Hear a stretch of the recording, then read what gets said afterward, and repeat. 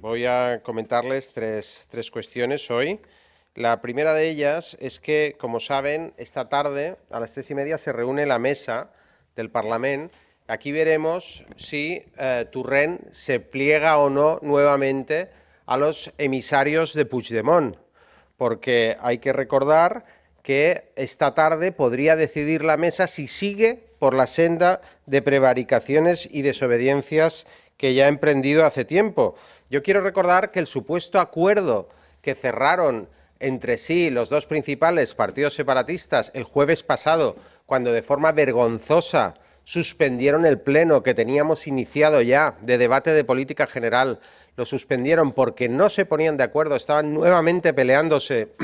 y no conseguían llegar a acuerdo alguno. Quiero recordar que ese supuesto acuerdo que anunciaron en la rueda de prensa luego quedó en papel mojado porque los letrados se negaron a avalar jurídicamente el texto que habían pactado los dos principales partidos separatistas. Por lo tanto, en esta mesa se va a ver si hacen caso de los letrados o hacen caso de Puigdemont. Si siguen por la senda de los delitos de desobediencia y de prevaricación, o se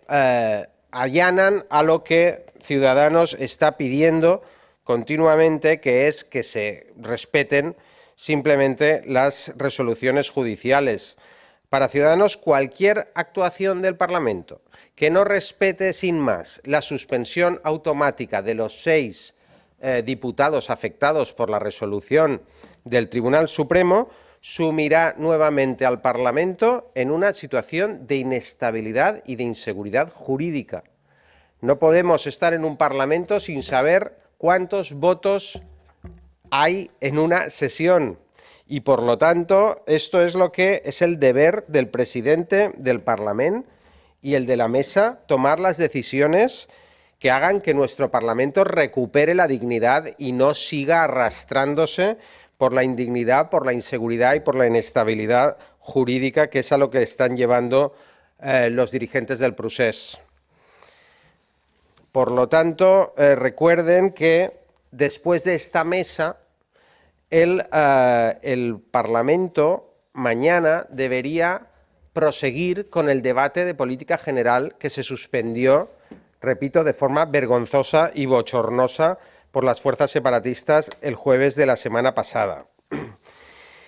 El miércoles, el martes, el miércoles debería celebrarse el pleno de convivencia que ya debió celebrarse en el anterior periodo de sesiones, pero que nuevamente las fuerzas separatistas pospusieron al nuevo periodo de sesiones y todavía no se ha celebrado. Por último, también debería celebrarse en estos próximos días, martes, miércoles y jueves, la primera sesión de control del Govern en más de 3 meses. Por lo tanto, tendríamos que hablar de convivencia, tendríamos que hablar del debate de política general y las importantes medidas sobre empleo, sanidad, dependencia, educación, infraestructuras. Deberíamos hacer por primera vez una sesión de control a un Govern que nos ha tenido con Cataluña prácticamente sin ley durante mucho tiempo y especialmente en esta última semana negra. Pero lo lamentable es que los intereses de los catalanes, el empleo, la sanidad, la dependencia, la educación, las infraestructuras, quedan siempre para lo último, para aquellos vividores del procés que no respetan las necesidades verdaderas de los catalanes y que están continuamente posponiendo lo que de verdad interesa a sus tiempos que ellos quieren ir marcando en el procés interminable. Nosotros, desde Ciudadanos, esperamos que acaten de una vez las leyes y deseamos que podamos empezar a trabajar de una vez por todas en las instituciones y que éstas no sean utilizadas de forma indigna para los fines pues de Puigdemont y de sus emisarios. En cuanto al segundo de los temas que les quería comentar es que hoy cumplimos un año de la gran manifestación, de la histórica manifestación que hubo el 8 de octubre del año pasado, en la que más de 1 millón de catalanes salimos a la calle para defender la unión, la solidaridad y la convivencia y la Constitución española. Por primera vez se visibilizó a una mayoría de catalanes que decían a los dirigentes separatistas que basta ya. Que Cataluña no es lo que los nacionalistas quieren hacer ver que es. Que Cataluña no es solamente los separatistas o aquellos que llevan lazo amarillo, que el pueblo catalán incluye a todos, a los separatistas, a los independentistas, a los del lazo amarillo y también a todos los constitucionalistas que son sistemáticamente excluidos e ignorados por el gobierno de la Generalitat. Cataluña, por tanto, somos todos, y también quiero recordar que después de esta manifestación del mes de octubre, el día 8, a los 2 meses, poco más de 2 meses después, el 21 de diciembre, un partido nítidamente constitucionalista demostró que ese sentimiento que había en la calle era mayoritario, y Ciudadanos ganó las elecciones del 21 de diciembre, que se hicieron 2 meses después de esa gran manifestación. Por eso hay que recordar que cualquier solución para la convivencia en Cataluña pasa porque se respete a esa gran mayoría de ciudadanos que solamente quieren que se cumplan los derechos y deberes de todos y que se respete a esa gran parte de la población que no piensa como piensa el separatismo hoy día en el gobierno. Y tercera cuestión ya, quería comentarles una serie de comparecencias y de explicaciones parlamentarias que vamos a pedir en el Parlament de Cataluña en el uso, nuestra obligación de control al gobierno como principal partido de Cataluña. La primera de ellas se refiere a la noticia que se ha conocido hoy, que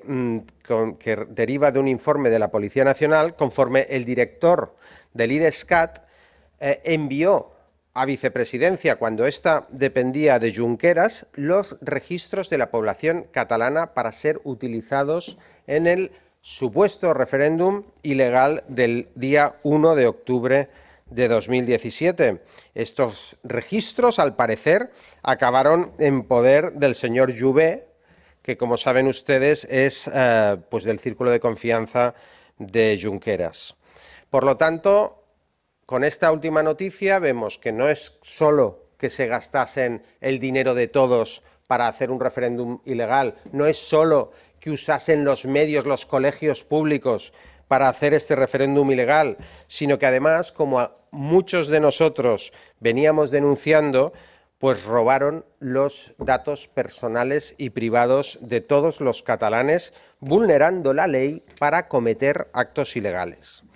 Nosotros vamos a pedir explicaciones políticas en el Parlamento de esta noticia y vamos a pedir la comparecencia de Daniel Gimeno, que era miembro de vicepresidencia entonces y fue uno de los que recepcionó todos estos datos ilegales, cedidos ilegalmente para hacer un referéndum ilegal, y que, por cierto, sigue colocado ahora en la vicepresidencia de Esquerra Republicana, como lo estaba entonces con Junqueras, y hoy con el señor con el vicepresidente Aragonés, Pere Aragonés. Gracias. Y a continuación, además de la comparecencia del señor Daniel Gimeno, vamos a pedir la comparecencia de Frederic Udina, director del IDESCAT, que como director del IDESCAT era el responsable de custodiar esos datos, esos registros de toda la población catalana, y lejos de custodiarlos, lo que hizo fue traficar con ellos para cedérselos a aquellos que querían realizar un referéndum ilegal, lo cual supone un grave delito del que supongo que tendrá que responder ante los juzgados, pero desde luego que deberá dar también explicaciones políticas como alto cargo responsable de la administración catalana en el Parlamento de Cataluña. Y decirles que estas comparecencias que se piden a raíz de esta noticia de que se ha descubierto por la Policía Nacional datos que acreditan que ese robo de datos se produjo, pues vamos a, persistiendo en este control también de los miembros del Govern, pues vamos a pedir 2 comparecencias más que suponen la petición de explicaciones a dos consellers más en sede parlamentaria. La primera sería la comparecencia del conseller d'Ensenyament, señor Bargalló, porque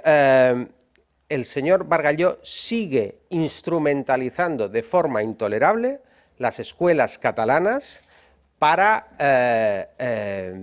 fomentar y transmitir la ideología separatista y todo aquello que ocurrió el día 1 de octubre. Porque recordemos que muchos colegios han sido utilizados también en el aniversario del 1 de octubre para promover un relato absolutamente, desde la perspectiva separatista, parcial y absolutamente tendenciosa, adoctrinadora e ideologizante a alumnos menores de edad. Esto ha ocurrido el día 1 de octubre con el uso de estos colegios, pero es que hay muchas más